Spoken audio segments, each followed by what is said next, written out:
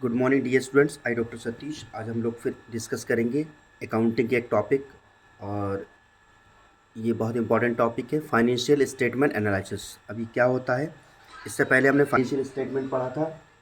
Financial statement में क्या होता है कि हम लोग ट्रेडिंग अकाउंट बनाते हैं, प्रॉफिट एंड लॉस बनाते हैं, बैलेंस शीट बनाते हैं। अब उस स्टेटमेंट का एनालिसिस करना। एनालिसिस का मतलब क्या करना भाई, उसको एनालाइज करना।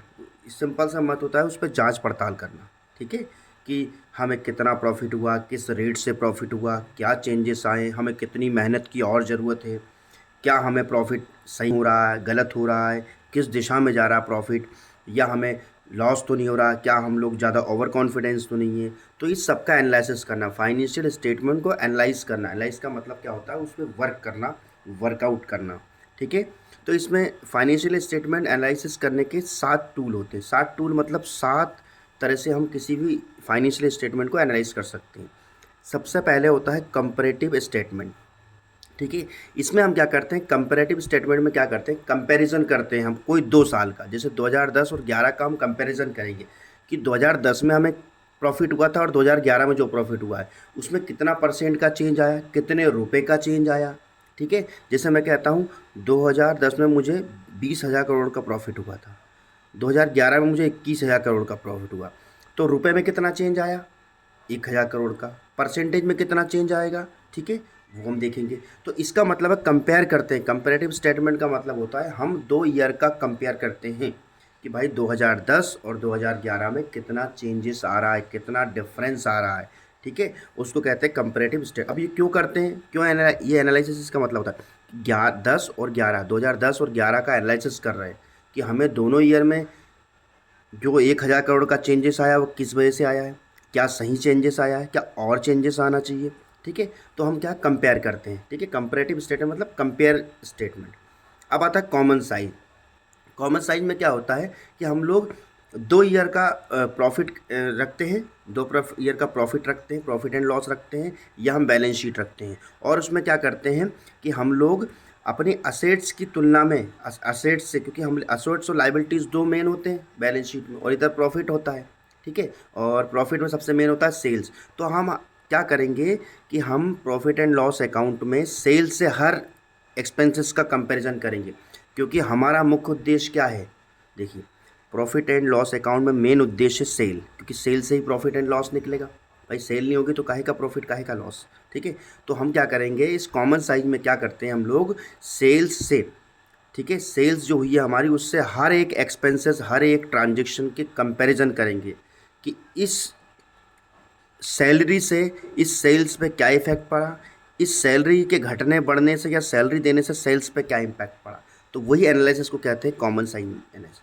अब बैलेंस शीट में क्या करेंगे, हम असेट से हर एक असेट्स को, जैसे हम मान लीजिए असेट्स का टोटल है, मान लीजिए हमारे पास 50 लाख की असेट्स है, तो 50 लाख की असेट्स से हम हर असेट्स का कंपैरिजन करेंगे कि भाई करंट असेट्स का क्या रिश्ता है टोटल असेट्स से, करंट असेट्स से टोटल असेट्स पे क्या इफेक्ट पड़ेगा, बिल्डिंग का टोटल असेट्स से क्या इफेक्ट पड़ेगा। टोटल असेट्स मतलब बिल्डिंग, लैंड, मटेरियल, सब कुछ टोटल।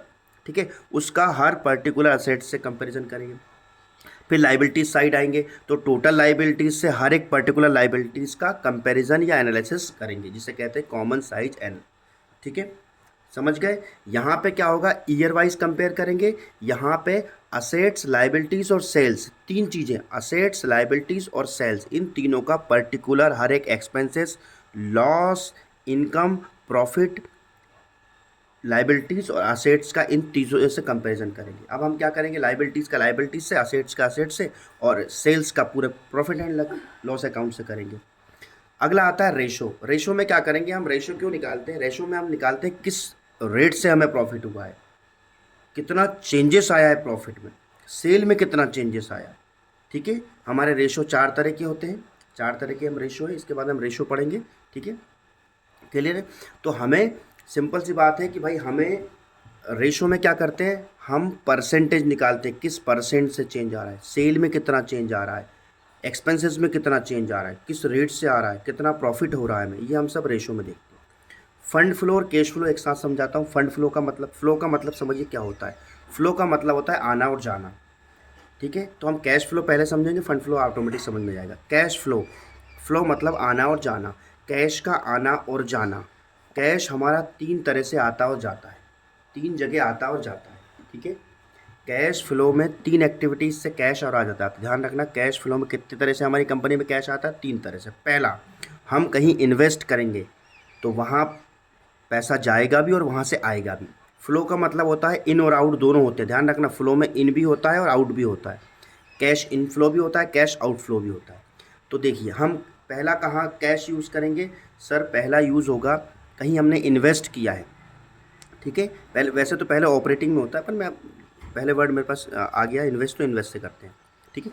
तो मैं कह रहा हूँ कैश फ्लो पहले होगा, हमने कहीं इन्वेस्ट किया है तो कैश आउट होगा और वहाँ से प्रॉफिट आया तो इन होगा, ठीक है। तो कैसे? Cash inflow, cash outflow.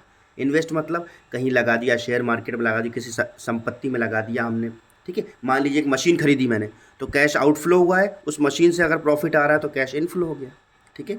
दूसरा लगता है हमारा फाइनेंस में। फाइनेंस मतलब हम कहीं से पैसा उठाते हैं, ठीक है। तो वहाँ से पैसा अगर हमने बैंक से उठाया, शेयर मार्केट से उठाया, तो कैश इन होगा और हमने उसको चुका दिया तो आउट हो जाएगा, ठीक है। तो कैश इनफ्लो कैसे होता है? जब हम पैसा लाते हैं तो इनफ्लो और किसी को देते हैं तो आउटफ्लो। तो दूसरे कहाँ से कैश आया? सर फाइनेंस से। पहला कहाँ से आएगा? इन्वेस्ट से। पैसा आएगा, ध्यान रखना, आना और जाना दोनों लगा रहेगा इसमें। इन्वेस्ट में आएगा भी जाएगा भी, फाइनेंस में भी आएगा जाएगा भी। इन्वेस्ट का मतलब क्या होता है? कहीं पैसा लगाना, कोई असेट्स परचेज करना। दूसरा क्या होता है? सर फाइनेंस होता है। फाइनेंस में क्या करते हैं? सर हम लोन लेते हैं, ठीक है। तो उसमें पैसा आता भी है और लोन चुकाते हैं तो जाता भी है। 2 एक्टिविटीज़ हो गई। तीसरी होती है ऑपरेटिंग। ऑपरेटिंग मतलब होता है सर दुकान चलाने में, बिजनेस चलाने में। ऑपरेट का मतलब होता है चलाना। तो इसमें भी पैसा और आएगा जाएगा। सामान खरीदेंगे तो जाएगा और बेचेंगे तो आएगा। कमीशन लेंगे तो आएगा और कमीशन देंगे तो जाएगा। सैलरी देंगे तो कैश जाएगा और रेंट लेंगे तो आएगा, ठीक है। तो इन आउट हो गया। तो हमारे कैश आने के कितने तरीके होते हैं? सर 3 तरीके। सबसे पहला सर ऑपरेटिंग। ऑपरेटिंग मतलब दुकान चलाने में, बिजनेस चलाने में, सेल और परचेस।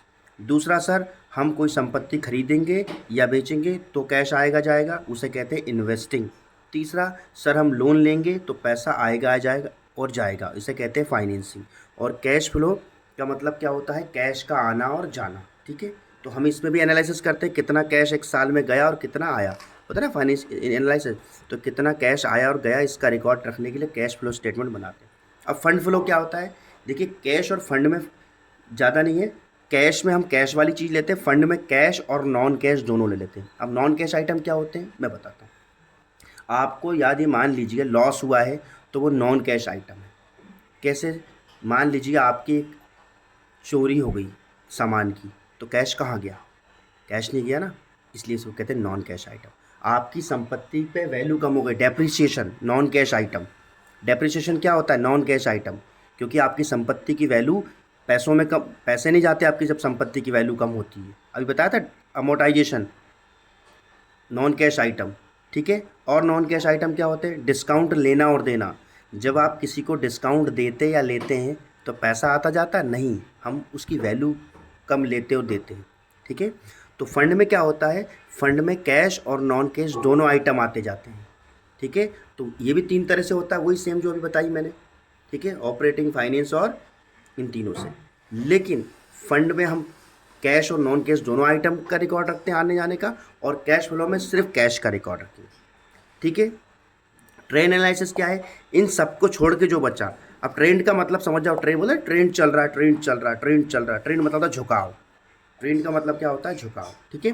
तो ये ट्रेंड एनालिसिस ये बताता है कि आपका, इसमें एक ईयर लेते हैं हम, जिस साल बिजनेस खुला है, बेस ईयर कहते हैं उसको। जिस साल बिजनेस खुला है उससे लेके आज तक। मान लीजिए मेरा बिजनेस खुला है 2010 में और आज चल रहा है 2024, तो मैं कह रहा हूँ 2010 से 2024 में एवरी ईयर किस तरह मेरा ट्रेंड जा रहा है, बिजनेस का जो ट्रेंड है वो किस तरफ जा रहा है। 2011 में किस तरफ गया, 2012 में किस तरफ गया, 2013, 14, 15, 16। मैं कह रहा हूँ अगले 14 सालों में मैं किस तरफ मेरा ट्रेंड, मतलब झुकाव रहा है मेरे बिजनेस का, प्रॉफिट की तरफ, लॉस की तरफ, बैलेंस तरफ, या मोर प्रॉफिट की तरफ। तो उसको कहते हैं trend analysis.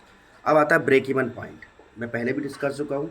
Break even point क्या होता है? सर एक ऐसा पॉइंट होता है जो ये शो करता है कि कंपनी ना प्रॉफिट में है ना लॉस में। ये कब निकालते हैं, क्यों निकालते हैं?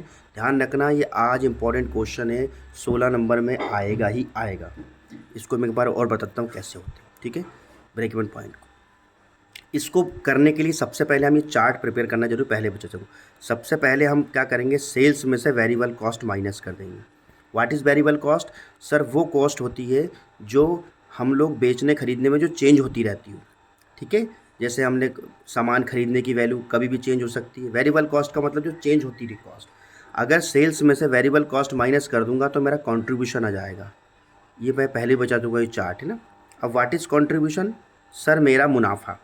देखिए मैं कह रहा हूँ, मैंने 15 लाख की सेल करी और 10 लाख का सामान लाया था, तो मेरा मुनाफा कितना हो गया? 15 लाख की मैंने सेल करी, ठीक है। मैं कम ले लेता हूँ, 1.5 लाख ले लेता हूँ उसको ना, थोड़ा छोटा अमाउंट। मैं कह रहा हूँ 1.5 लाख की मैंने सेल करी और उस सेल करने में जो खर्चा आया है वो आया मेरा 50,000 रुपये।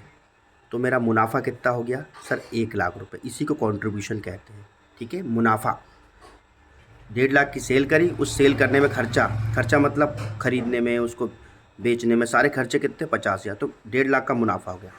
अब इस बेचने के लिए क्या हुआ होगा, इस बेचने के लिए क्या हुआ होगा स्टूडेंट्स, कि मैंने दुकान दुकान भी होगी मेरी, तो उस दुकान का किराया जिसे कहते हैं फिक्स्ड कॉस्ट, फिक्स्ड कॉस्ट, इसमें से फिर क्या माइनस होगा? Fixed cost. मान लीजिए मेरी दुकान का किराया जो है, दुकान का किराया और एम्प्लॉय की सैलरी, जो फिक्स खर्चे हैं, फिक्स खर्चे मतलब जो बिल्कुल होने ही होने हैं और उनमें कोई चेंजेस नहीं हो सकता। आप अपने एम्प्लॉय की सैलरी चेंज नहीं कर सकते, ठीक है, बीच में कभी भी। हाँ, खरीदने सामान खरीदना कम ज़्यादा कर सकते हो कि मैं इस साल 10,000 का सामान खरीदा, अगले 15 खरीदूंगा, लेकिन एम्प्लॉय की सैलरी, बिल्डिंग का किराया, बैंक का ब्याज, ये चेंज नहीं कर सकते। इसे कहते हैं फिक्स्ड कॉस्ट। तो मेरी फिक्स्ड कॉस्ट जो है वो लग रही है 1,10,000 रुपये, ठीक है। मतलब मेरी दुकान का किराया, एम्प्लॉय की सैलरी। तो अब क्या होगा स्टूडेंट्स, मुझे profit before interest and tax, PBIT कहते हैं इसको, इसके पहले प्रॉफिट, इंटरेस्ट और टैक्स देने के पहले मेरा जो लॉस है वो 10,000 का हो गया। हो गया ना। देखिए 1.5 लाख का सामान बेचा, सामान जो बेचा उसका खर्चा था 50,000 रुपये, तो मेरे को 1 लाख का मुनाफा आ गया, लेकिन मेरी फिक्स कॉस्ट एक 10 थी, तो मुझे 10,000 का लॉस हो गया। अब इस कंडीशन में हम ब्रेक इवन पॉइंट निकालते हैं। क्यों निकालते हैं? जब हमें लॉस होता है या हमें कम मात्रा में प्रॉफिट होता है तो हम ब्रेक इवन पॉइंट निकालते हैं। अब हम एक ऐसे पॉइंट पे पहुंचेंगे जहां ये 10,000 का लॉस हमें दिखाई ना दे, ठीक है, कि सर ये 10,000 भी कवर करने और कुछ प्रॉफिट भी कमाना है, तो मैं इतना तो सेल करूं कम से कम कि मुझे 10,000 का लॉस ना हो। मैं इतना सेल तो कर दूं 10,000 का लॉस ना हो, तब ब्रेक इवन पॉइंट निकालते हैं। तो ब्रेक इवन पॉइंट का फॉर्मूला होता है, बीईपी का फॉर्मूला होता है fixed cost divide by contribution. Simple सा, मैं अपनी फिक्स्ड कॉस्ट को, ये फिक्स्ड कॉस्ट है, इसको कंट्रीब्यूशन से डिवाइड कर दूंगा तो मुझे पता लग जाएगा कि मुझे कितनी सेल करनी है। तो मैं करता हूँ, फिक्स्ड कॉस्ट कितनी है बच्चा मेरी? 1,10,000, और कंट्रीब्यूशन कितना है? 1 लाख। 3 जीरो से 3 जीरो, 1 जीरो से 1 जीरो, अब ऊपर 11 नीचे 10, मैं इसको डिवाइड करता हूँ। एक बार काटा तो 10 से कम 10, नहीं जाने का पॉइंट, अब कितने हो गए वापस? 10 से कम 10, ठीक है, क्लियर है। तो 1.1, तो कितना आया मेरा ब्रेक इवन पॉइंट?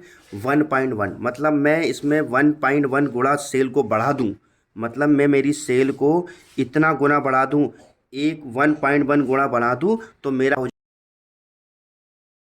जाएगा लॉस जो, और ये बताएगा कि मुझे ना लॉस, तो मैं कहता हूँ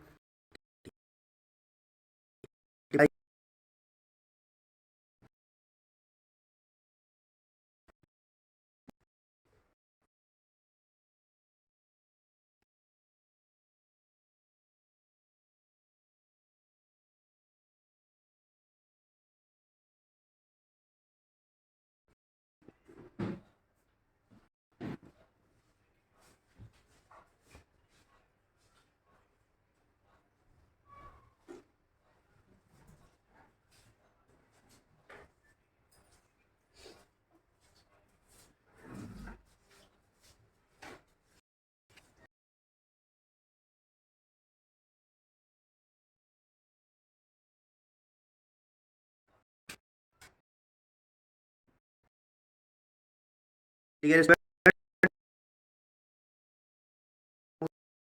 65,000 1 लाख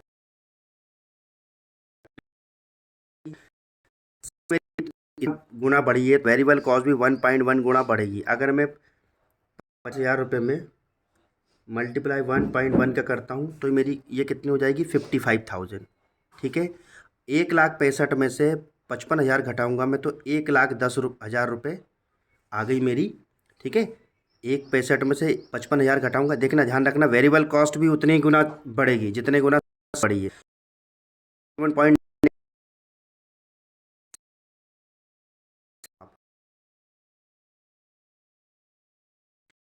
65 में कॉस्ट